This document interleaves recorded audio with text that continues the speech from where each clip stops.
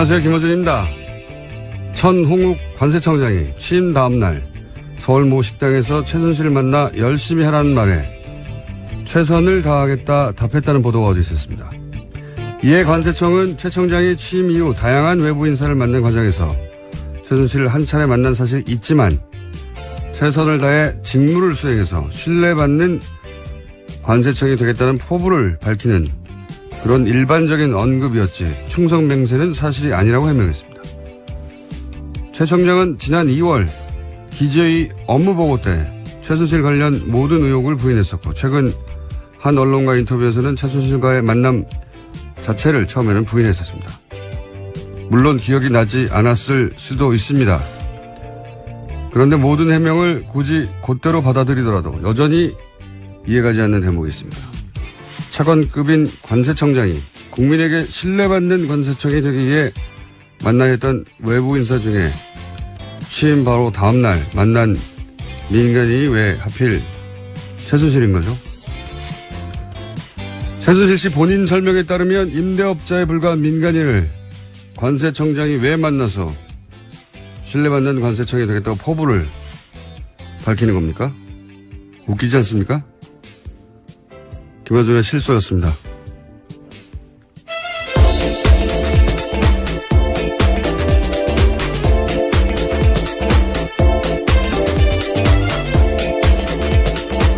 시사인의 김은지입니다. 네. 어제는 큰 사건이 하나 터졌네요. 네, 정말 충격적인 사건입니다. 자, 그런 충격적인 사건을 일단 전해주세요. 네, 어제 국민의당이 대국민 사과했습니다. 대선 때 문재인 대통령 아들인 문준용 씨의 특혜 채용 의혹을 제기한 것에 대해서인데요. 당시 의혹의 근거로 제시했던 녹취와 카카오톡 대화가 조작됐다고 밝혔습니다. 대선 4일 앞둔 지난 5월 5일에 국민의당은 문준용 씨와 미국 뉴욕 파슨스 디자인 스쿨을 함께 다닌 동료의 증언이라면서 녹취를 공개한 바가 있습니다. 그런데 이것이 국민의당 당원 이유미 씨가 남동생과 짜고 목소리 연기를 하면서 가짜 녹취 파일을 만들어서 이준서 전 최고위원에게 건넨 것이라고 합니다. 아하.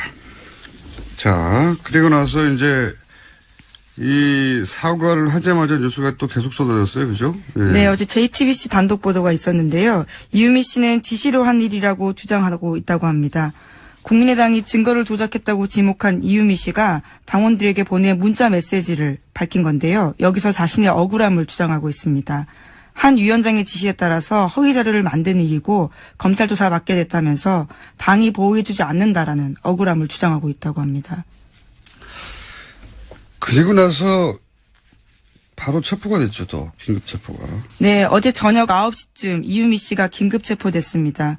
공직선거법상 허위사실 공포 혐의인데요. 검찰 관계자는 참고인 신분으로 조사했는데 피의자로 전환해 조사할 필요성이 있고 긴급 체포 사유가 된다고 판단했다고 밝혔습니다. 그렇군요. 어제는 뭐 국민의당에서는 당연히 대국민 사과를 할 수밖에 없는 상황이긴 했는데 이제 이 검찰 수사를 통해서 이 사실이 밝혀졌다면 타격이 더 컸을 테니까 네. 그나마 직접 몇 시간이나 먼저 밝히는 게 낫다고 판단한 것 같고요. 그래서 사과 형식을 취해서 일종의 정치적인 화해 제스처죠. 예. 미안하다. 사과. 미안하다고 끝날 일은 아닌 것 같습니다. 그러긴 좀 너무 늦은 것 같아요. 왜냐하면 대선이 끝난 게 이미 50일 가까이 됐고, 고소 맞고소가 있었던 게 오래전인데, 물론 이제 당에서는 이 사실을 안 게 이틀 전이라고 발표를 하긴 했는데, 그러면 그 당사자가 지금 50일 가까이 혼자서 감당하고 있었다는 얘기잖아요. 예, 납득하기 어려운 점이 있고. 오히려 알았지만 계속 타이밍을 봤다. 이렇게 설명한다면 말이 되죠. 그쪽에 훨씬 설득력이 있는데, 만약에 그랬다면은, 이제 당의 피해를 최소화하기 위해서 타이밍을 봤다는 거잖아요? 그렇다는 얘기는, 문준용 씨, 피해자인 문준용 씨의 어떤 피해나 심적 고통, 이거는, 당의 피해를 막기 위해서 그건 뒀다는 거잖아요. 그동안 50일 이상. 가해자의 이익을 위해서 피해자의 고통을 계속 방치한 거니까 제가 보기엔 이건 당사자가 이 사과를 받겠느냐 하는 게 첫 번째 의문이고, 두 번째는 처음에는 평당원 또 자원봉사자 이렇게 소개를 했단 말이죠. 근데 이유미 씨가 이제 전남 여수갑에 지난 총선 때 예비 후보였어요. 네, 출마 선언한 적이 있습니다. 네. 이용주 의원이 당선된 지역구입니다, 아마. 네, 제 기억으로는. 근데 이제 총선에 예비 후보로 출마를 했던 사람을 자봉이라고 했다는 사실 자체가 오히려 제가 보기에는 역풍 맞을 만한 해명인 것 같고, 예. 가능하면 축소하려고 했던 거죠, 의미를. 게다가 안철수 전 의원하고 카이스트 시절에 사제지간이었다고 지금 알려지고 있고. 네, 함께 책을 썼다라는 보도도 있습니다. 그리고, 진신 캠프에서 활동하면서 대표 저자로 책도 냈던 사람이에요. 예. 이렇게 되면 어떤 정치적 도의적 책임이 안철수 전 의원에게까지 미칠 만한 사안인 것 같고요. 가장 제가 보기엔 중요한 건 당에서는 자작이라고 발표를 했는데 본인은 이준서 전 최고위원이 시킨 일이라고 하고 있는 거죠. 사실 이것도 당에서 자작이라고 발표하기에는 본인이 아니라고 주장하는 상황에서 무리수였던 것 같고. 근데 이제 이 대목부터 이제 저는 의문입니다. 이준서 최고위원, 이 영입 1호로 청년 몫의 최고위원이 된 거란 말이죠. 최고위원이라고 하면 보통 우리가 다선 현역 의원 이렇게 생각하는데 이분은 그게 아니에요. 예. 30대에 그냥 청년 몫의 최고위원이 된 것이지 실제로 대선을 여러 차례 겪어본 다선이거나 또는 현역 의원이거나 아니란 말이죠. 근데 이분이 단독으로 그런 위험천만한 조작을 했다. 이거 굉장히 납득하기 어렵다. 네, 오늘 아침 국민일보 보도로 나온 게 있는데요. 국민일보와의 통화에서 나 혼자만의 선택으로 오픈된 건 아니다. 이렇게 밝히고 있습니다. 또 이용재 의원한테 들려드린 적이 있다. 이렇게도 밝힌 바가 있고요. 들려드린 적이 있다. 예, 그렇게 언론과 통화를 근데 했네요. 이제 들려준 것하고 그것을 누군가 지시로 받아서 조작했다는 건 다르니까. 이용주 의원은 듣기만 했을 수도 있죠. 예. 이용주 의원까지. 물론 이 의원은 들은 바 없다라고 부인하고 있습니다. 근데 이용주 의원이 이제 당시 인터뷰에서 그런 말을 한 적이 있어요. 이제 이게 복수의 사람으로부터 확인한 내용이다. 여러 차례 확인된 사실이다. 본인은 확신을 했다는 당시의 표현 같은데. 그럼 지금 어쨌든 보도되는 거 상으로는 두 사람밖에 몰랐다. 이 정도까지 왔는데 제가 보기에는 앞으로 누구까지 알았느냐 이게 포커스가 될 것 같고요. 개인적으로는 사실 이런 제보를 많이 겪어봤어요, 저는. 오랜 세월. 근데 실제 그런 제보를 받게 되면 몇 겹으로 크로스 체크를 하게 됩니다. 그래 놓고도 입 밖에 내기 힘든 거예요. 이런 상황은. 특히 대선 때는. 왜냐하면 대선의 공방은 대선이 끝난 이후에 무마되는 경우도 있지만 사안이 중대할 경우에 계속 가거든요. 네, 실제로 투표 결과에 영향을 줄 수 있기 때문에 선거 때 허위사실 유포는 굉장히 큰 범죄입니다. 예, 그런데 이제 대선을 처음 치르는 젊은 정치지망생이라고 봐야 되죠. 그런 사람들이 대선 나흘 전인가요? 이럴 때 이런 정도의 위험한 일을 스스로 판단해 조작을 했다. 저는 그런 상황을 많이 겪어본 사람으로서 굉장히 상상하기 힘들다. 예, 납득하기 어렵습니다. 사실. 그래서 결국은 누구까지 알았느냐 포커스가 될 거라고 보고 이런 내용을 대선에서 자신 있게 조작해서 발표하려면 기본적으로 기본 소스부터 있어야 돼요. 여기서 이제 녹취록이라고 그때 당시에 나왔던 내용들을 보면 최소한 기본 사실들 베이스 하에 거짓말을 한 거거든요. 기본 사실들을 누군가 제공했다. 그리고 그 위에 대본을 짜고 그리고 실행자였던 액션을 했던 사람이지 액션 플랜을 짠 사람은 따로 있었을 것이다. 라고 저는 추정해 봅니다. 이제 앞으로 관련 뉴스가 앞으로 많이 나오겠죠. 이 사건은 국민의당에 아주 크고 긴 상처를 남길 것 같네요. 예. 다음 뉴스는요? 네, 어제 한승희 국세청장 후보자의 인사청문회가 있었습니다. 더불어민주당의 송영길 박영선 의원이 최순실 씨와 이재용 삼성전자 부회장의 해외 은닉 재산 문제를 집중적으로 물었습니다. 더불어민주당 송영길 의원은 최순실 씨가 박정희 전 대통령의 비자금을 관리했다라는 관련 단서를 확보했냐라고 물었고요. 한 후보자는 직접 스위스를 간 적도 있냐라고 물었습니다. 이에 대해서 한 후보자는 즉각 답변하지 않고 침묵을 지켰는데요. 또다시 물었습니다. 송 의원이 이재용 부회장의 해외 계좌도 확보해서 자진 신고받았고 그 신고 액수가 5천억이냐라고 묻자 한 후보자는 조사가 진행 중인 사건이지만 특혜는 존재하지 않는다. 이렇게 이야기했습니다. 자, 이거 굉장히 중요한 질의였는데 저희가 어제 이 인사청문회에서 있었던 질의 내용을 준비하려고 했는데 준비를 못했나 봐요. 왜 준비를 안 했죠? 어제 준비하기로 했었는데. 자, 이 내용은 간단하게 요약하면 어제 국세청장 청문회에서 송영길 박영선 의원이 거의 유사한 질문을 했죠. 네, 여기에 그렇습니다. 탈세 자발적 신고 기간이 2015년에 있었는데 이 기간 동안 이재용 부회장이 5천억을 신고했다고 하는데 사실이냐? 네. 사실이냐고 물었는데 한승희 국세청장 후보는 개별 납세에다에 대해서는 확인해 줄 수 없다. 이게 원론적으로 맞는 얘기죠. 원론적으로 맞는 얘기인데 그리고 또 그 책임이 당시 국세청장이 아니었기 때문에 후보에게 전적으로 있는 것도 아니고. 근데 이 질의가 굉장히 중요한 이유가 뭐냐면 제가 보기엔 굉장히 중요한 질의인데 뉴스가 별로 없어요. 거의 없어요. 왜 중요하다고 보냐면 첫 번째로는 5천억을 탈세하고 아무런 처벌을 받지 않고 지나갔다면 만약에 이런 사실이 실제로 있었다면 이거는 일개 청 국세청 단위에서 받을 수 있는 게 아니란 말이죠. 예.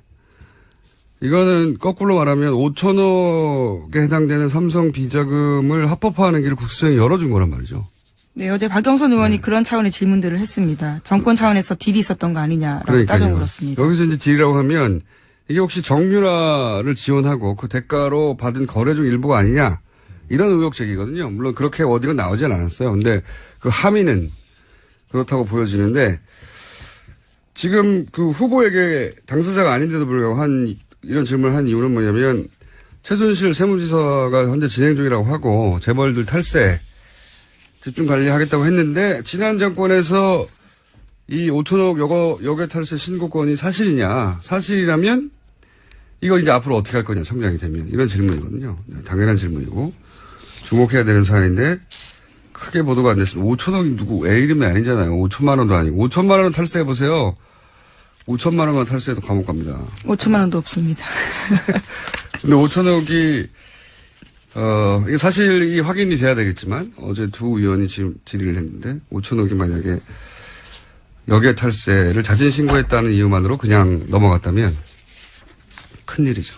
아주 큰일인데 언론 보도 거의 없어서 따로 짚어봤습니다. 자, 다음 뉴스는요. 네, 지난해 삼성과 최순실 씨가 이른바 말세탁했다라는 보도 여러 차례 알려드렸었는데요. 삼성은 이에 대해서 계속 부인해왔습니다. 그런데 최근 검찰 조사에서 정유라 씨가 삼성이 먼저 말세탁 제안했다라는 이야기했다고 SBS가 어제 보도했습니다. 정유라 씨 진술을 다 믿을 수는 없는데 저는 이 대목은 개연성이 충분히 있다 이렇게 봐요. 그러니까 말세탁을 삼성은 법정에서 이제 최순실 씨한테 속았다는 거거든요. 자기들이 제안한 게 아니라. 근데 정유라 씨는 지금 삼성이 그걸 제안했다는 거잖아요. 개연성이 있다고 보는 이유는 뭐냐면 당시 최순실 씨가 VIP가 말을 사주라고 했지 빌려주라고 했냐고 불만을 승마협회 박원호 전무한테 했었다. 그런 보도가 있었는데 그러니까 이제 소유권 문제를 해결하는 방식을 고민하지 않을 수 없었다. 당시 삼성이. 그래서 이렇게 어렵게 말세탁 쿠션으로 해결하는 묘안을 냈던 게 아니냐라고 생각해 볼 수 있는 그런 대목입니다. 말세탁 얘기 계속 나오네요. 네. 자, 다음 뉴스는요. 네, 어제 삼성 전직 고위 임원들이 박근혜 전 대통령 재판 증인으로 나왔습니다. 그런데 이들 모두 증언을 거부했습니다. 이 말세탁 관련이 뭐니 물어볼 수 있는 대상자들인데 다 거부한 거죠, 다. 네, 형사재판에서 불리하게 작용할 수 있기 때문에 거부 사유 밝혔습니다. 본인들에게 유리하게 작용할 수 있는 것도 말 안 해요. 그러니까 모든 증언을 다 거부한 건 사실 이런 거는 처음입니다. 증인들이 안 나오면 모를까. 나와서 전면적으로 모두 다 뭐 재벌의 소속 임원들이 재판에 나와서 증언을 한 적이 많거든요, 과거에. 처음 있는 일입니다. 삼성 직원들은 아무도 말을 안 하는 거죠, 지금. 무슨 말도. 대단합니다, 예. 자, 다음 순요. 정유라 씨가 삼성의 승마 지원금이 다른 선수에게 가지 못하도록 개입했다라는 채널A 보도도 있었습니다. 박원호 전 승마협회 전무는 최근 검찰에 출석해서 한 이야기인데요. 승마 관련 전문 지식이 없는 최순실 씨를 대신해서 정유라 씨가 선수 선발 전반에 관여한 것으로 안다라고 진술했다고 합니다. 이 얘기는 그런 얘기죠. 원래 이제 승마협회를 통해서, 그림으로는 정유라 씨 혼자를 지원한다고 할 수 없으니까 삼성이. 그림으로는 6명을 뽑아서 지원하는 것으로, 그림을 그렸어요. 예. 그려놓고 이제 마사회에서도 국가대표, 감독급을 데려갔죠. 근데 6명을 결국 안 뽑았어요. 네, 애초부터 정유라 씨 한 명을 위한 지원이었다라는 게 보이는 거죠. 근데 아마도 저는 삼성에서는 몇 명이 가기를 원했을 것 같아요. 그래야지 이 컴플리트가 되잖아요. 네, 위장이 되는데 그럴 생각이 없었기 때문에 모조리 다 거절했죠. 그러면 삼성이 거꾸로 정말 그 올림픽 2020년 올림픽에서 승마 금메달을 따기 위한 프로젝트였다면 삼성이 돈을 주는 갑이잖아요. 돈을 주는 사람이 갑이니까 보통은 거절해도 무조건 선수를 보내거나 압박해야 되는데 거꾸로 이쪽에서 거절하면 안 보내는 것으로 최순실 씨가 원하는 대로 다 진행이 됐죠. 갑을이 사실은 최순실 씨 쪽이 갑이었다는 거죠. 예. 그 얘기는 여러 차례 나왔는데. 네. 그런데 그 중에 선수 선발에 관한 내용은 정유라 씨가 개입을 했고 정유라 씨가 아무것도 모른다고 했는데 정유라 씨가 개입한 정황들이 많이 나오니까 영장은 저는 세 번째는 이례적이지만 재청구 돼야 된다고 저는 생각하는데 자 관련주 계속 나오고 있습니다. 지금 재판 중이라서 그런지 뉴스 하나 정도 더 할 수 있을 것 같습니다. 네, 지난달 25일 청와대 경호실이 이영선 전 경호관 파면했습니다. 직위해제 상태로 경호실 본부에 근무하다가 징계 처분 받은 건데요. 명예를 실추했다라는 것이 징계 사유입니다. 당연한 뉴스로 하나 더 합시다. 너무 짧아서 코멘트할 게 없어요.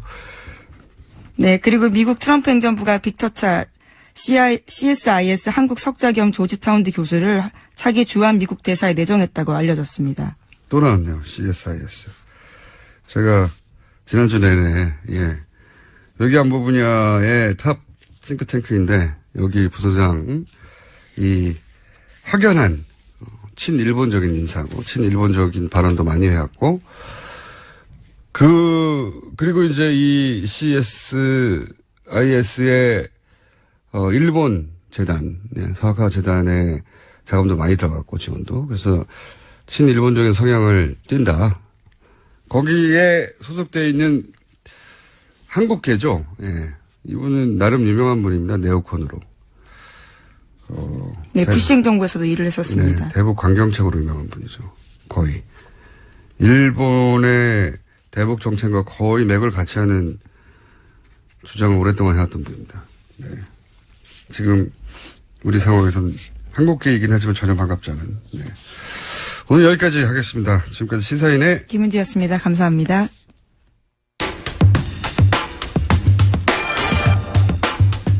뉴스공장 인기 코너 중 나라 걱정 이혜원 의원이 바른정당 당대표로 선출됐습니다. 잠시 연결해 보겠습니다. 안녕하세요, 의원님. 네, 안녕하세요. 이제 대표님이라고 불러야 되겠군요. 네. 네. 박근혜 전 대통령에게 핍박받던 불쌍한 정치인으로 이 뉴스공장에 처음 나오신 게 얼마 안 된 것 같은데, 네. 정말 그러네요. 예. 네, 이제 원내 정당의 당대표가 되셨습니다. 저희 뉴스공장 스태프들도 다 같이 축하드립니다. 아유, 감사합니다. 이거 네. 어깨가 무거워서 이게 축하 꼭 받을 만한 일도 아닌 것 같습니다. 내려오실 때 내려오더라도 일단. 네, 열심히 하겠습니다. 저도 개인적으로 이 정치 천연병 씨로부터 제가 배워왔는데 당대표가 되신 날이 왔네요. 네. 네, 제가 초선일 때 뵀으니까. 오래됐습니다. 세월이. 예, 네. 그 사이에 많은 일도 있었고. 네. 근데 제가 바른정당 창당되고 나서 네. 의원님이 이제 당대표 나가시면 당대표 되실 거라고 나가시라고 당대표 되실 거라고 그랬던 기억 나십니까? 네, 그럼요. 많이 말씀하셨죠. 네. 근데 그때는, 안 된다고 거절하셨다가, 아니, 거절이라기보다는, 그럴 생각 없다고 하셨다가, 왜 이번에는 꼭 당대표가 돼야 되겠다고 나가셨습니까? 당이 어려운데, 제가 탈당하고 창당하면서 같이 가자. 이 어려운 길이지만, 그래도 우리가 정치하면서 꼭 좋은 길만 갈 수는, 꽃길만 갈 수는 없지 않냐. 어려운 길인데도 중요하고 의미 있는 길이니까 같이 가자 하고 제가 좀 설득을 해서 모시고 온 분들이 있었습니다. 근데 그분들이 저한테 그 말을 그대로 되돌려주면서 저한테 당신 혼자 살겠다는 거냐. 이렇게 막 얘기하실 때. 뉴스 공장이나 하면서. 네, 제가. 혼자 살겠다는 거냐. 네, 그 말씀에 무릎을 꿇었습니다. 진짜, 이게 아니구나. 더 이상 할 말이 없구나 했습니다. 네. 물론 제 말을 듣고 당대표 출마하신 건 아니지만, 예. 저는 알아봤습니다. 곧 당대표 되실 거. 그 말도 사실은 저한테 생각하는 계기를 줬는데 그 진행자의 그 말이 또 많은 사람이 저한테 전화해서 너만 살겠다는 거냐 하고 압박하는 계기가 됐습니다. 예, 저는 알고 있었어요. 당대표가 되실 거라는 걸. 자. 도와주십시오. 네. 당대표가 되셨으니까 저희 고정 코너는 이제 곧 문을 닫나요? 내일 제가, 마지막 방송 하겠습니다. 네. 그럼 내일까지만 하고. 그러면 네. 하태경 최고위원을 고정을 해야 되겠습니다. 네, 그렇게 부탁드릴게요. 박빙으로, 사실 승부가 박빙이었어요, 그죠? 네. 생각보다 박빙이었고, 어쨌든 그럼에도 불구하고 호남을 제외하고는 경선 기간 내내 1위를 하셨는데, 네. 본인이 분석하는 승리의 비결은 뭡니까? 많은 분들이 이해운 하면 눈치 보지 않고 유불리 따지지 않고 그래도 자기가 생각하는 바를 늘 말해왔다 이렇게 인식은 해주신 것 같아요. 그리고 또 이 성격을 보시고 당이 어려운데 뭐 1000길 낭떠러지라도 10길 불속이라도 그런 거 안 따지고 뛰어드는 사람은 이해운 아닌가 이렇게들 좀 인정해 주신 것 같습니다. 이게 제 자화자찬입니다. 네. 저희는 저희끼리 자화자찬하겠습니다. 이게 다 뉴스공장 덕분이라고. 네. 유승민 의원은 뭐라고 하시던가요? 당선 후에? 사실 어제 오후 늦게 선출이 됐고요. 그리고 이거 거짓말 안 못해서 지금까지 인터뷰가 한 30개쯤 이렇게 진행이 되다 보니까 사실 뭐 도저히 누구한테 연락을 한다 이게 불가능이었습니다. 그리고 전화통이 거의 불이 나서 한 1000몇백 개가 오니까 제가 누구한테 전화를 거는 일이 불가능이었습니다. 사실상. 네, 그랬을 것 같네요. 그래서 아직도 못 통화도 못 해보셨다고요? 예, 연락 자체를 못했습니다. 예. 네, 그거는 내일 수요일 날 나오실 때 전해주시고요. 기왕 연결한 김에 인사만 하고 끊으려고 하다가, 몇 가지 그래도 여쭤봐야 될 것 같습니다. 네. 어제는 홍준표 전 경남지사 이야기가 화제였어요. 정병국 전 대표가 자서전을 냈는데, 그 내용 중에 바른정당의 입당 가능성을 타진을 당시 했었다. 이런 내용이 담겨가지고 논란이 되는데 혹시 아시는 건 좀 있으십니까? 사실 뭐 정병국 대표한테 직접 들은 얘기나 홍 전 지사에게 직접 들은 얘기는 없습니다. 근데 당시 그런 소문이 좀 돌았던 건 맞고요. 소문 정도 돌았다. 예, 근데 뭐 소문이 돌 때 제가 뭐 이걸 일일이 확인하거나 사실관계 뭐 파악을 하거나 그러지는 않았고요. 소문이 돌았다 정도. 네, 근데 이제 이 책을 인용한 기사를 보면서 무슨 생각이 들었냐면 이 두 분 다 제가 한 직장에서 10수년 같이 지내온 굉장히 잘 아는 분들 아니겠습니까? 네. 한 공장에서 한속 그렇게 오래 먹으면 사람에 대해서 정확하게 좀 알 수 있습니다. 네. 근데 이제 두 분의 그동안의 인품, 행보 이런 걸 보면 저는 정병국 의원이 사실이 아닌 말하는 걸 아직까지 보질 못했거든요. 그리고 정병국 의원이 사석에서 그런 말을 잘 하지 않고 굉장히 진지한 타입이에요. 진지하시죠. 네. 미스터 진지해요, 완전히. 근데 그런 분이 책에다가까지 쓰신 말을 거짓말을 했을까? 저는 그렇게는 생각하지 않습니다. 하는 정도의 추정하신다. 네, 제 생각이 그런 거죠. 제 알겠습니다. 판단입니다. 이야기는 뭐 아무래도 홍준표 전 지사하고도 연결해서 한번 들어보셔야죠. 네, 들어봐야 될 것 같긴 합니다만 지금은 전면 부인하고 있고 또 한 가지 이제 현안 중에 급히 터진 거라 여쭤볼 게 이 국민의당에서 네. 문준용 씨 의혹 관련해가지고 이제 제보 내용을 조작했다는 게 어제 밝혀졌어요. 예. 그리고 이제 긴급 체포가 되는데, 그 당원 이유미 씨가. 네. 본인은 지시로 한 일이라고 하고 있고, 예, 국민의당에서는 이유미 씨가, 스스로 자작한 거라고 하는 게 현재까지 입장인 것 같습니다. 이 사건에 대해서는 어떻게 입장을 가지고 계십니까? 너무 기가 막혀서 처음에 이게 믿기지가 않았어요. 어떻게 저런 일이 있을 수 있나. 그리고 뭐 녹음 파일이나 이런 카톡 캡처를 조작했다는 게 이게 도대체 믿기지가 않았는데요. 더 이제 점입가경으로 가는 부분이 최고위원 중에 한 분인 어떤 분과 이게 연관이 되어 있고 그분이 이미 조작 사실을 알았다까지 갔더니 그것도 기겁을 할 일이었는데 이제는 드디어 뭐 지시 얘기까지 나와서 이게 도대체 끝이 어디인가. 아, 정말 걱정되는 상황입니다. 이게, 당원이라고, 이제, 국민의당에서는 표현했지만 사실은, 출마까지 하셨고, 예. 당선 받으셨던 분 아닌가요? 예, 그러니까 당원이라고 하기에는, 그리고 자봉이라고 하기에는 아니죠. 예. 그 위상이 당내에서 다른데, 근데 여하간 이분이 지시를 한 일이라고 주장하고 있는데, 대표님의 경험으로는 어떻습니까? 대표님도 사실은, 대선 전국 속에서 경락을 겪으셨고, 이런 유사한 일들을 많이 보셨잖아요.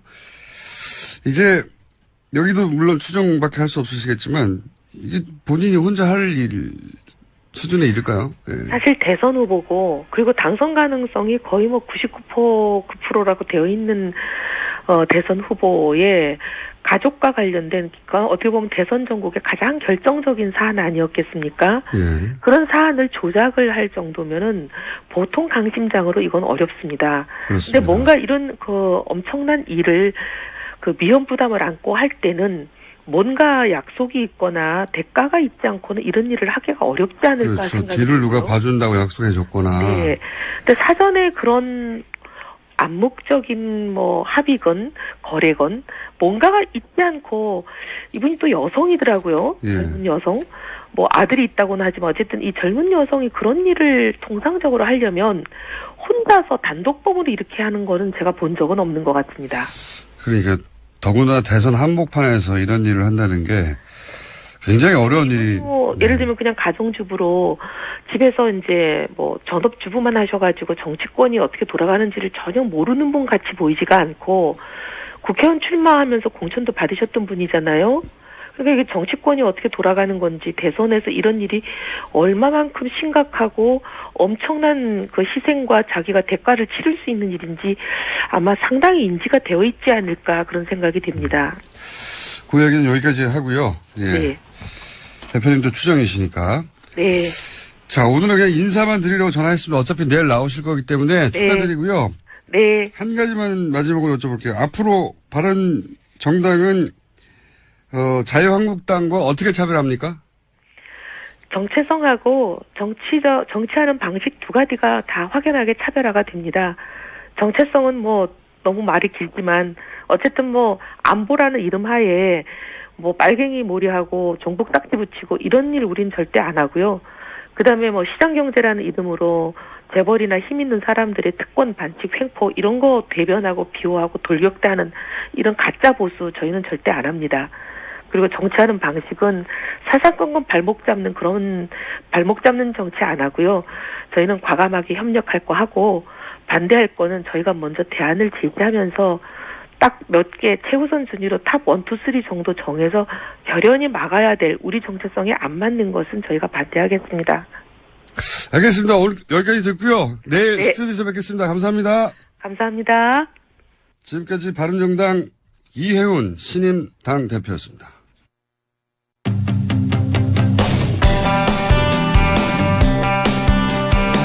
자유한국당 대표 경선도 뜨겁습니다. 후보 간의 공방이 치열해지고 있는데 원유철 후보 전화 연결해 보겠습니다. 안녕하세요, 의원님. 예, 안녕하세요. 원유철입니다. 네, 우선 일단 출마의 변부터 들어보겠습니다. 예. 우리 자유한국당이 지금 이대로는 절대 안 되겠다는 절박한 심정으로 나섰고요. 이것도 그 정치혁명 수준에서 전당대회가 이루어져야 된다라는 판단입니다. 이번에 선출되는 이제 당대표는 두 가지 사명이 주어진다고 보고 있는데요. 첫 번째는 이제 제1야당으로서 문재인 정부의 그 독주와 실정을 강력히 견제하고요. 두 번째는 내년에 있을 지방선거에서 승리를 반드시 이끌어내야 되는 그런 사명이 주어진다고 보고 있습니다. 저희 자유한국당이 지난 대선에서 사실 대한민국 인구의 절반이 사는 수도권에서 3위를 했고요. 이 3위를 한 이후에는 그 20, 30대의 젊은 청년층 또 여성들이 우리 자유한국당을 외면했다고 보여지고 있습니다. 판단하고 있습니다. 그래서 보다 젊고 강한 당대표가 돼서 다시 승리하는 자유한국당을 만들겠다는 그런 각오로 나서게 됐다는 말씀을 드립니다. 네, 그 말씀은 잘 들었고요. 근데 이제 최근도 아니죠. 어제부터 홍준표 후보와 대립각을 굉장히 세우고 계신데 이런 이야기가 이제 크게 논란이 됐습니다. 홍준표 후보가 바른정당을 창당할 무렵에 바른정당의 합류를 타진했다. 라고 하는 이야기가 있고 이걸 언급하셨어요. 그러자 홍준표 후보는 거짓말이라면서 공개 사과하지 않으면 법적 책임을 묻겠다. 이렇게 이제 두 분이 전면전을 앞두고 있는 것처럼 보이는데 우선 홍준표 후보가 바른정당에 합류를 타진했다는 건 어떤 근거에서 하시는 말씀이십니까? 제가 이 문제를 어저께 제기한 것은요. 그 작년에 대통령 선거를 앞두고요. 예. 우리 새누리당을 탈당해서 바른정당을 가려고 했던 당시의 의원들에게 예. 제가 굉장히 만류를 했습니다. 네. 당시 김무성 당대표나 유승민 원내대표에게 찾아뵙기도 하고 전화도 드려서 새누리당의 균열은 보수의 균열이고 이 대통령 선거를 앞두고 당이 쪼개진다는 건 말이 안 되지 않느냐. 제발 우리가 같이 힘을 모아서 새롭게 출발하자고 설득도 하고 호소도 했습니다. 그때 제가 이제 당에서 비상 중진 6인 협의체라는 걸 구성해서 그 6인 중진 모임들이 의원총회에서 의원들께서 추인해 주셔서 활동을 했습니다. 그때 6인 중진 협의체라는 건 뭐냐면 당내에서 또 비대위원장을 선출하게 되면 또 친박이니 비박이니 또 싸우게 될 거 아니겠습니까? 그래서 국민의 마음에 드시는 분을 국민의 눈높이에 맞춰서 외부에서 비대위원장을 우리가 모셔오자. 그 역할을 하는 것이 이제 비상중진 6인 협의체였습니다. 그 당시에 저하고 지금 원내대표하고 계신 이제 정우태 원내대표, 홍문종 의원, 나경원 의원, 김재경 의원, 주호영 이렇게 6명이 했죠. 그렇게 저는 그 당시에 우리 새누리당의 균열과 또 보수의 분열을 막기 위해서 나름대로 노력을 했는데 어저께 제가 충격적인 소식을 들은 겁니다. 그건 뭐냐면 이제 정병국 그 바른정당 전 대표께서 나는 반성한다라는 이 책을 출판하셨는데 거기에 이제 홍준표 전 경남지사가 그 바른정당 신당 그 창당 당시에 측근을 통해서 합류 의사를 밝혔었다라는 그 내용이 있다는 거예요. 그래서 이건 도저히 있을 수 없는 얘기 아니냐. 저는 굉장히 서운했죠. 특히 저는 이제 홍준표 후보께서 2심에서 무죄를 받았을 때 제가 직접 페이스북에 글을 올리고 축하를 한다. 무죄 확정을 축하한다. 우리 그 새누리당에 즉각 입당을 하셔라라는 권고의 말씀까지 드린 사람 입장에서는 이 소식이 굉장히 저한테는 청천벽력 같고 사실 굉장히 서운했던 거죠. 그래서 현장에서 확인한 겁니다. 이런 사실이 있었냐. 사실이 있었다면 정말 유감이다. 했던 게 그 저의 어저께 정견 발표장에서 있었던 일입니다. 그러니까 그 자서전에 나왔던 내용을 혹시 정병국 전 대표에게 직접 확인하시거나 혹은 그 즈음에 다른 분 제3자로부터 이야기를 듣거나 하시지는 않은 거군요. 제가 언론 기사를 보고 깜짝 놀란 거죠. 언론에 보도가 된 것을 보고 이러한 사실이 있는데 이게 사실이 아니길 바라겠다. 그렇지만 사실이라면 정말 이거 서운한 일이다. 심각한 문제다라고 문제 제기를 했던 거죠. 네. 그렇군요. 추가 확인이 됐던 건 아니고, 예. 알겠습니다. 요 사안은. 책에 다 나와 있습니다. 다시 쓰는 개혁보수라는 우리 정병국 전 대표께서 쓴 책에 다 나와 있습니다. 알겠습니다. 그 사안은 정병국 전 대표나 아니면 홍준표 후보 당사자에게 제가 여쭤보기로 하고. 근데 이제 홍준표 후보는 최근에 이 경선 관련해서 TV 토론도 거부하고 있고, 그리고 원유철 후보가 영향이 되면 자신이 사퇴하겠다고 했는데 사퇴를 안 하는 걸 보면 기본적으로 다른 후보들의 영향이 자신에 못 미친다고 생각하고 있는 것 같은데요. 어떻게 보십니까? 자유한국당의 당대표 후보로 나온 이유가 도대체 뭔지 모르겠습니다.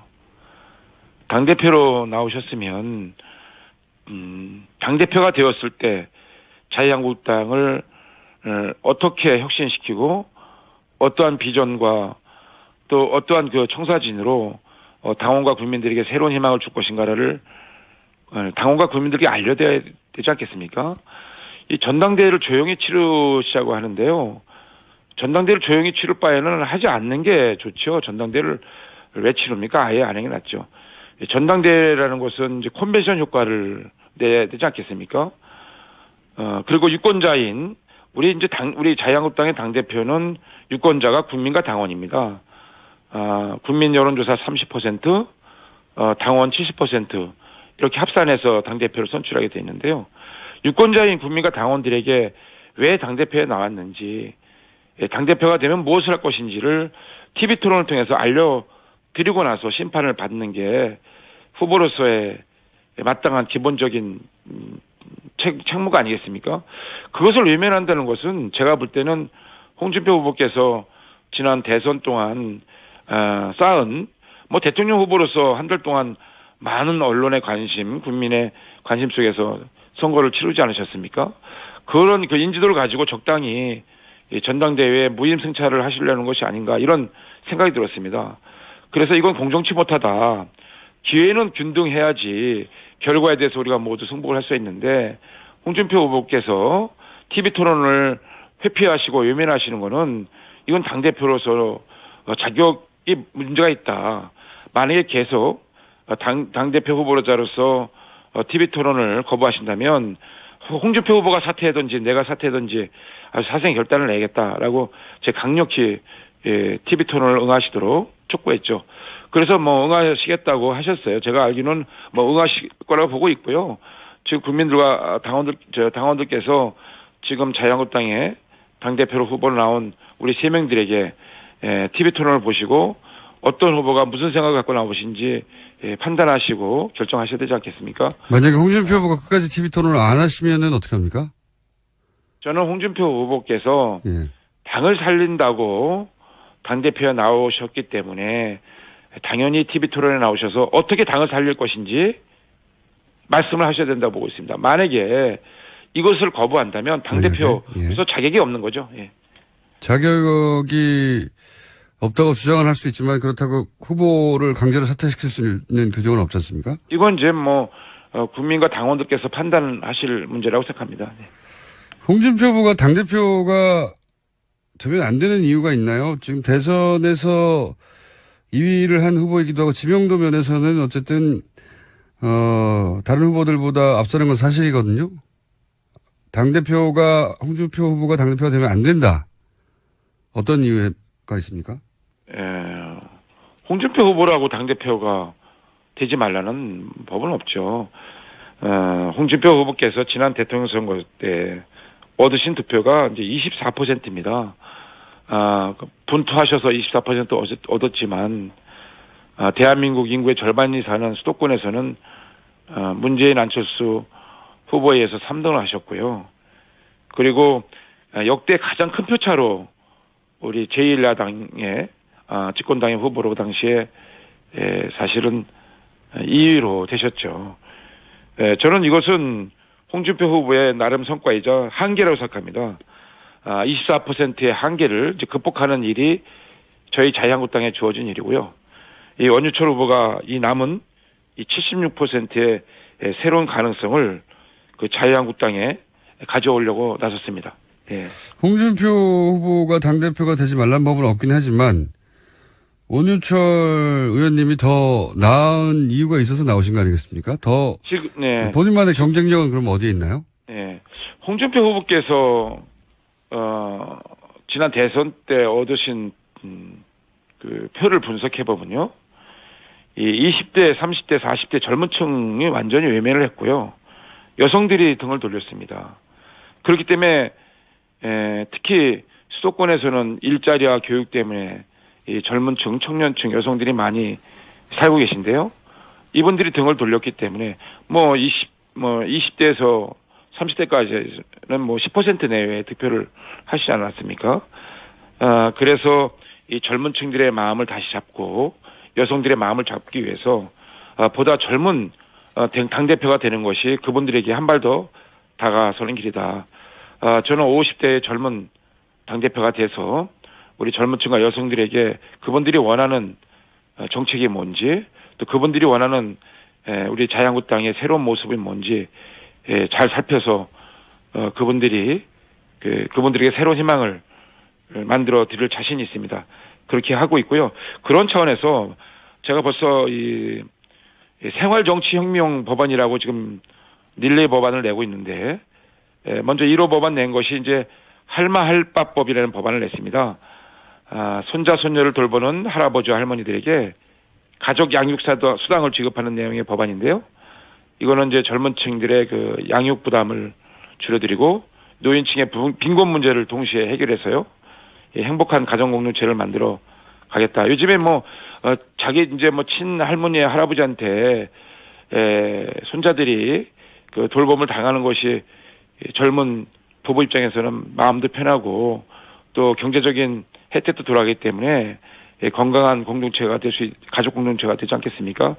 그래서 이제 그 법안을 제가 생활정치혁명이라는 이름으로 1호 법안을 냈고요. 또 2호 법안은 82년 김지영이라는 소설 우리가 지금 여성들의 경력 단절 문제라든가 여성들의 여러 가지 현실에서 겪고 있는 문제를 잘 써낸 소설입니다. 저도 다 읽어봤는데요. 그래서 생활정치혁명 2호 법안으로 김지영법, 소위 김지영법을 발의했습니다.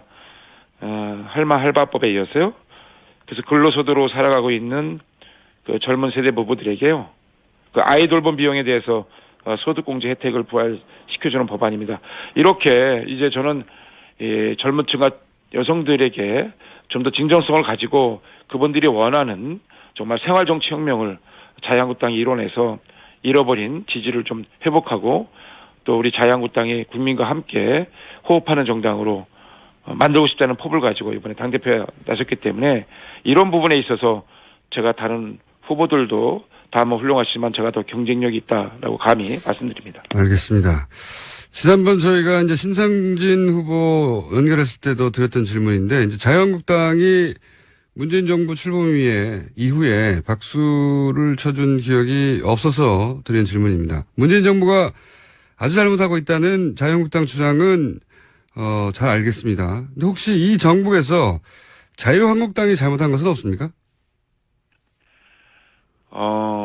자유한국당은 지금까지 잘못을 했죠. 솔직히 정권을 놓친 것도 저를 포함해서 우리 자유한국당의 의원들의 잘못이다. 특히 중진 의원인 제 잘못이 아주 가볍지 않다는 사과의 말씀. 출범 이후를 제가 지금 여쭈는. 출범 이후는 저희는 이제 제1야당으로서요. 이제 저희들의 책무가 문재인 정부가 잘못 가고 있는 방향에 대해서 강력히 견제하고 비판하고 또 그동안 집권을 해온 경험이 있는 그런 국정 경험이 있는 정당으로서 대안을 제시하는 것이 저희들의 역할인데요. 저는 이제 문재인 정부가 사실 첫 단추를 잘못 끼고 있는 부분이 많이 있다고 판단하고 있습니다. 제 질문은 그런 주장은 제가 잘 알고 있는데요. 근데 제가 궁금한 것은 자유한국당이 출범 이후에 이런 판단을 잘못했다. 자유한국당이 잘못한 지점은 없었나? 혹시 그런 이런 부분은 잘못됐기 때문에 내가 대표로 나가서 그걸 고치겠다. 이 질문입니다. 그런 자유한국당의 잘못은 없었습니까? 네네. 자유한국당의 잘못은 저희들이 이제 언론을 통해서 많은 좀 노력을 하고 여러 가지로 노력하고 있지 않습니까? 지금 저희들은 이제 국정을 책임진 입장이 아니고 국정을 비판하고 견제하는 입장에 놓여 있지 않습니까? 야당으로서요. 그런데 제가 한 가지 말씀드리고 있어는 예를 들어서 추경 문제와 관련돼서는 일자리 추경이 지금 사실 원유철 청년 일자리 뭐였습니다. 여보세요?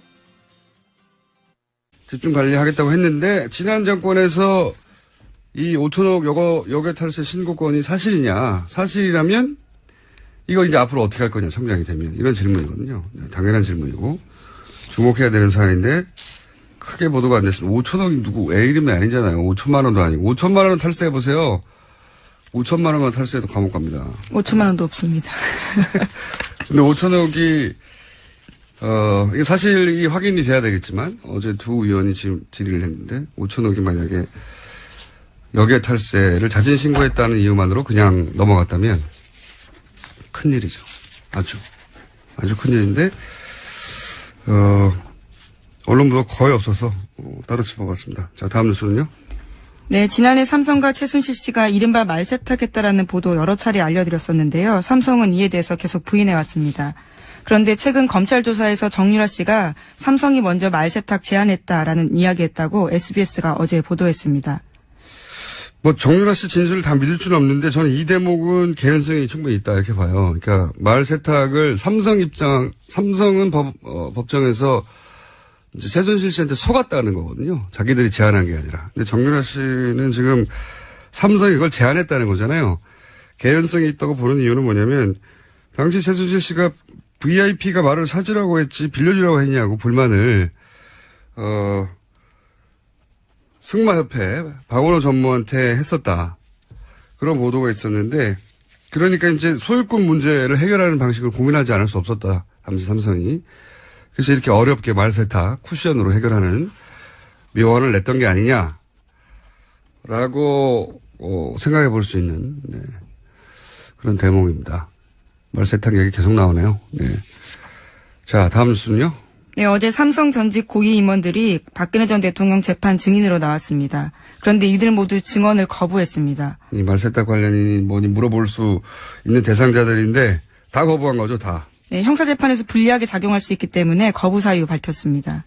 본인들에게 유리하게 작용할 수 있는 것도 말 안 해요. 그러니까 모든 증언을 다 거부한 건 사실 이런 거는 처음입니다. 증인들이 안 나오면 모를까. 나와서 전면적으로 모두 다 재벌의 소속 임원들이 재판에 나와서 증언을 한 적이 많거든요, 과거에.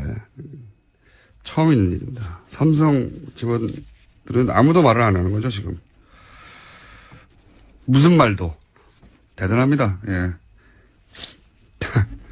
자, 다음 뉴스는요. 정유라 씨가 삼성의 승마 지원금이 다른 선수에게 가지 못하도록 개입했다라는 채널A 보도도 있었습니다. 박원호 전 승마협회 전무는 최근 검찰에 출석해서 한 이야기인데요. 승마 관련 전문 지식이 없는 최순실 씨를 대신해서 정유라 씨가 선수 전반에 안녕하세요, 김어준입니다. 천홍욱 관세청장이 취임 다음 날 서울 모 식당에서 최순실을 만나 열심히 하라는 말에 최선을 다하겠다 답했다는 보도가 어제 있었습니다. 이에 관세청은 최 청장이 취임 이후 다양한 외부 인사를 만난 과정에서 최순실을 한 차례 만난 사실이 있지만 최선을 다해 직무를 수행해서 신뢰받는 관세청이 되겠다는 포부를 밝히는 그런 일반적인 언급이었지 충성 맹세는 사실이 아니라고 해명했습니다.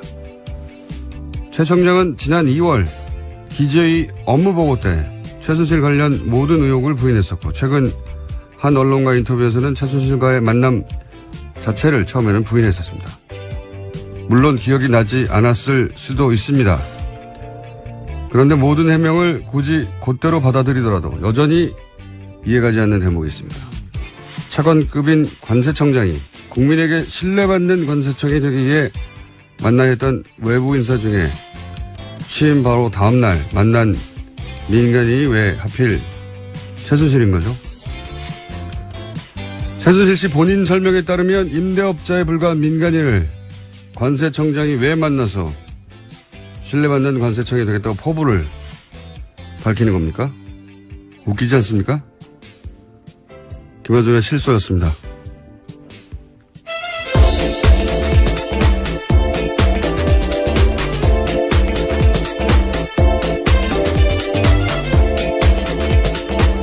시사인의 김은지입니다. 네. 어제는 큰 사건이 하나 터졌네요. 네, 정말 충격적인 사건입니다. 자, 그런 충격적인 사건을 일단 전해주세요. 네, 어제 국민의당이 대국민 사과했습니다. 대선 때 문재인 대통령 아들인 문준용 씨의 특혜 채용 의혹을 제기한 것에 대해서인데요. 당시 의혹의 근거로 제시했던 녹취와 카카오톡 대화가 조작됐다고 밝혔습니다.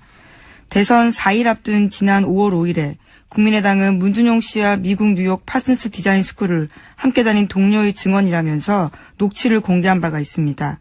그런데 이것이 국민의당 당원 이유미 씨가 남동생과 짜고 목소리 연기를 하면서 가짜 녹취 파일을 만들어서 이준서 전 최고위원에게 건넨 것이라고 합니다. 아하. 자, 그리고 나서 이제 이 사과를 하자마자 뉴스가 또 계속 쏟아졌어요. 그죠? 네, 어제 JTBC 단독 보도가 있었는데요. 이유미 씨는 지시로 한 일이라고 주장하고 있다고 합니다.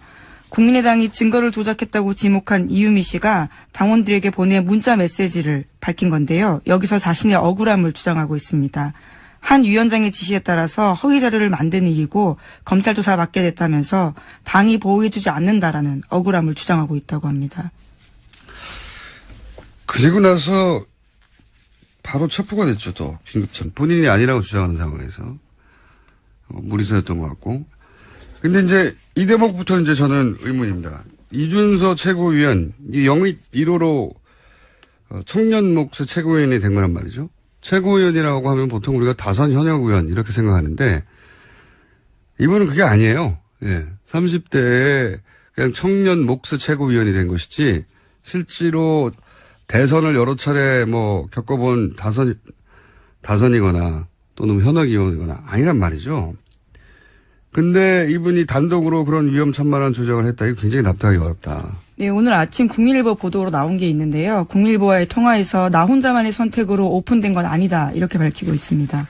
또 이용재 의원한테 들려드린 적이 있다. 이렇게도 밝힌 바가 있고요. 들려드린 적이 있다. 예, 그렇게 언론과 통화를 근데 이제 했네요. 들려준 것하고 그것을 누군가 지시로 받아서 조작했다는 거 다르니까. 이용주 의원은 듣기만 했을 수도 있죠. 예. 이용주 의원까지. 물론 이 의원은 들은 바 없다라고 부인하고 있습니다. 근데 이용주 의원이 이제 당시 인터뷰에서 그런 말을 한 적이 있어요. 이제 이게 복수의 사람으로부터 확인한 내용이다. 여러 차례 확인된 사실이다. 본인은 확신을 했다는 당시의 표현 같은데. 그럼 지금 어쨌든 보도되는 거 상으로는 두 사람밖에 몰랐다. 이 정도까지 왔는데 제가 보기에는 앞으로 누구까지 알았느냐 이게 포커스가 될 것 같고요. 개인적으로는 사실 이런 제보를 많이 겪어봤어요. 저는 오랜 세월. 근데 실제 그런 제보를 받게 되면 몇 겹으로 크로스 체크를 하게 됩니다. 그래 놓고도 입 밖에 내기 힘든 거예요. 이런 상황은. 특히 대선 때는. 왜냐하면 대선의 공방은 대선이 끝난 이후에 무마되는 경우도 있지만 사안이 중대할 경우에 계속 가거든요. 네, 실제로 투표 결과에 영향을 줄 수 있기 때문에 선거 때 허위사실 유포는 굉장히 큰 범죄입니다. 예, 그런데 이제 대선을 처음 치르는 젊은 정치 지망생이라고 봐야 되죠. 그런 사람들이 대선 나흘 전인가요? 이럴 때 이런 정도의 위험한 일을 스스로 판단해 조작을 했다. 저는 그런 상황을 많이 겪어본 사람으로서 굉장히 상상하기 힘들다. 예, 납득하기 어렵습니다. 사실. 그래서 결국은 누구까지 알았느냐 포커스가 될 거라고 보고 이런 내용을 대선에서 자신 있게 조작해서 발표하려면 기본적으로 기본 소스부터 있어야 돼요. 여기서 이제 녹취록이라고 그때 당시에 나왔던 내용들을 보면 최소한 기본 사실들 베이스 하에 거짓말을 한 거거든요. 기본 사실들을 누군가 제공했다. 그리고 그 위에 대본을 짜고 그리고 실행자였던 액션을 했던 사람이지 액션 플랜을 짠 사람은 따로 있었을 것이다. 라고 저는 추정해 봅니다. 이제 앞으로 관련 뉴스가 앞으로 많이 나오겠죠. 이 사건은 국민의당이 아주 크고 긴 상처를 남길 것 같네요. 예. 다음 뉴스는요? 네, 어제 한승희 국세청장 후보자의 인사청문회가 있었습니다. 더불어민주당의 송영길 박영선 의원이 최순실 씨와 이재용 삼성전자 부회장의 해외 은닉 재산 문제를 집중적으로 물었습니다. 더불어민주당 송영길 의원은 최순실 씨가 박정희 전 대통령의 비자금을 관리했다라는 관련 단서를 확보했냐라고 물었고요. 한 후보자는 직접 스위스를 간 적도 있냐라고 물었습니다. 이에 대해서 한 후보자는 즉각 답변하지 않고 침묵을 지켰는데요. 또다시 물었습니다. 송 의원이 이재용 부회장의 해외 계좌도 확보해서 자진 신고 받았고 그 신고 액수가 5천억이냐라고 묻자 한 후보자는 조사가 진행 중인 사건이지만 특혜는 존재하지 않는다 이렇게 이야기했습니다. 자, 이거 굉장히 중요한 질의였는데 저희가 어제 이 인사청문회에서 있었던 질의 내용을 준비하려고 했는데 준비를 못했나 봐요. 왜 준비를 안 했죠? 어제 준비하기로 했었는데.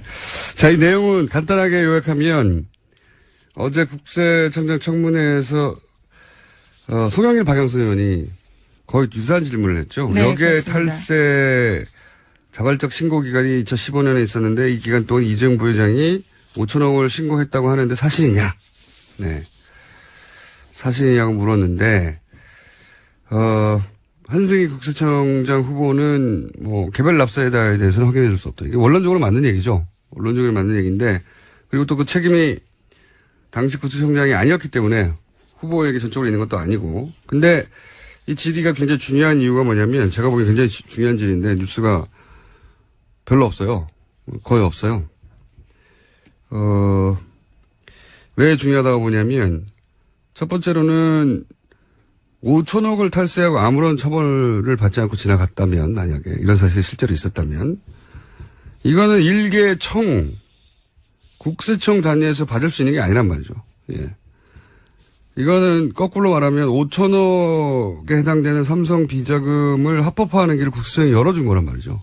네, 어제 박영선 의원이 그런 차원의 질문들을 했습니다. 정권 차원에서 딜이 있었던 거 아니냐라고 그러니까요. 따져 물었습니다. 여기서 이제 딜이라고 하면 이게 혹시 정유라를 지원하고 그 대가로 받은 거래 중 일부가 아니냐 이런 의혹 제기거든요. 물론 그렇게 어디가 나오진 않았어요. 근데 그 함의는 그렇다고 보여지는데 지금 그 후보에게 당사자가 아닌데도 불구하고 이런 질문을 한 이유는 뭐냐면 최순실 세무지사가 현재 진행 중이라고 하고 재벌들 탈세. 네, 어제 저녁 9시쯤 이유미 씨가 긴급 체포됐습니다. 공직선거법상 허위사실 공표 혐의인데요. 검찰 관계자는 참고인 신분으로 조사했는데 피해자로 전환해 조사할 필요성이 있고 긴급 체포 사유가 된다고 판단했다고 밝혔습니다. 그렇군요. 어제는 뭐 국민의당에서는 당연히 대국민 사과를 할 수밖에 없는 상황이긴 했는데 이제 이 검찰 수사를 통해서 이 사실이 밝혀졌다면 타격이 더 컸을 테니까 네. 그나마 직접 몇 시간이나 먼저 밝히는 게 낫다고 판단한 것 같고요. 그래서 사과 형식을 취해서 일종의 정치적인 화해 제스처죠. 예. 미안하다. 사과. 미안하다고 끝날 일은 아닌 것 같습니다. 그러긴 좀 너무 늦은 것 같아요. 왜냐하면 대선이 끝난 게 이미 50일 가까이 됐고, 고소 맞고소가 있었던 게 오래 전인데, 물론 이제 당에서는 이 사실을 안 게 이틀 전이라고 발표를 하긴 했는데, 그러면 그 당사자가 지금 50일 가까이 혼자서 감당하고 있었다는 얘기잖아요. 예, 납득하기 어려운 점이 있고. 오히려 알았지만 계속 타이밍을 봤다. 이렇게 설명한다면 말이 되죠. 그쪽에 훨씬 설득력이 있는데, 만약에 그랬다면은, 이제 당의 피해를 최소화하기 위해서 타이밍을 봤다는 거잖아요? 그렇다는 얘기는, 문준용 씨, 피해자인 문준용 씨의 어떤 피해나 심적 고통, 이거는, 당의 피해를 막기 위해서 그건 뒀다는 거잖아요. 그동안 50일 이상. 가해자의 이익을 위해서 피해자의 고통을 계속 방치한 거니까, 제가 보기엔 이건 당사자가 이 사과를 받겠느냐 하는 게 첫 번째 의문이고. 두 번째로는 처음에는 평당원, 또 자원봉사자 이렇게 소개를 했단 말이죠. 근데 이유미 씨가 이제 전남 여수갑에 지난 총선 때 예비 후보였어요. 네, 출마 선언한 적이 있습니다. 네. 이용주 의원이 당선된 지역구입니다, 아마. 네, 제 기억으로는. 근데 이제 총선에 예비 후보로 출마를 했던 사람을 자봉이라고 했다는 사실 자체가 오히려 제가 보기에는 역풍 맞을 만한 해명인 것 같고, 예. 가능하면 축소하려고 했던 거죠, 의미를. 게다가 안철수 전 의원하고 카이스트 시절에 사제지간이었다고 지금 알려지고 있고. 네, 함께 책을 썼다라는 보도도 있습니다. 그리고 진신 캠프에서 활동하면서 대표 저자로 책도 냈던 사람이에요. 예. 이렇게 되면 어떤 정치적 도의적 책임이 안철수 전 의원에게까지 미칠 만한 사안인 것 같고요. 가장 제가 보기엔 중요한 건 당에서는 자작이라고 발표를 했는데 본인은 이준서 전 최고위원이 시킨 일이라고 하고 있는 거죠. 사실 이것도 당에서 자작이라고 발표하기에는